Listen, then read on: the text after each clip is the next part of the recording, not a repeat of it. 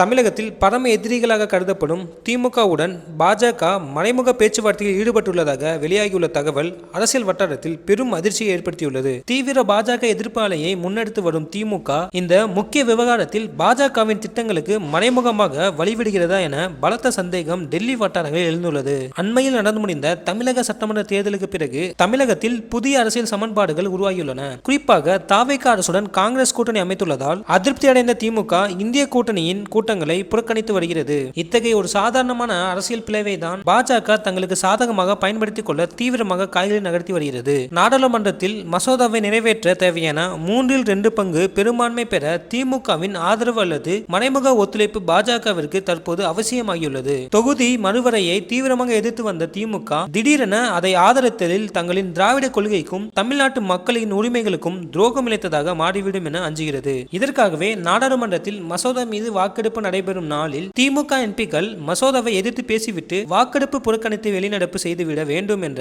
ரகசிய உத்தரவை பாஜக திமுகவிற்கு ஐடியாவாக கொடுத்துள்ளதாக கூறப்படுகிறது. திமுக வெளிநடப்பு செய்வதன் மூலம் அவையின் ஒட்டுமொத்த பலமும் குறைந்து பாஜகவிற்கு மசோதாவை எளிதாக நிறைவேற்ற தேவையான பெரும்பான்மை கிடைத்துவிடும் என்பதே தற்போதைய சூழலாக உருவாகியுள்ளது. அனைத்து மாநிலங்களுக்கும் சரிசமமாக 50% அளவில் தொகுதிகளின் எண்ணிக்கை அதிகரிக்கப்படும் என்று மத்திய அரசு தரப்பில் சமாதானம் கூறப்பட்டாலும் மக்கள் தொகையை கச்சிதமாக கட்டுப்படுத்திய தென் மாநிலங்களின் பிரதிநிதித்துவம் வட மாநிலங்களை விட குறையும் என்பதில் மாற்று கருத்தே இல்லை. அரசியலில் நிரந்தர நண்பனும் இல்லை எதிரியும் இல்லை என்ற தத்துவத்தின் அடிப்படையில் பாஜகவின் குடையில் திமுக ஒதுங்க நினைத்தால் அது தமிழகத்தில் கட்சியின் எதிர்கால அரசியலையும் வாக்கு வங்கியையும் கடுமையாக பாதிக்கும் என்று திமுகவின் சீனியர்கள் தலைமைக்கு எச்சரிக்கை விடுத்துள்ளதாக கூறப்படுகிறது. இதனால் திமுகவின் அடுத்த கட்ட நகர்வு என்னவாக இருக்கும் என்பதை அறிய ஒட்டுமொத்த தமிழக அரசியலுமே காத்துக் கொண்டிருக்கிறது. திமுகவினுடைய இத்தகைய செயல் பற்றி உங்களோட கருத்துக்களை கீழே மறக்காம கமெண்ட்ல சொல்லுங்க.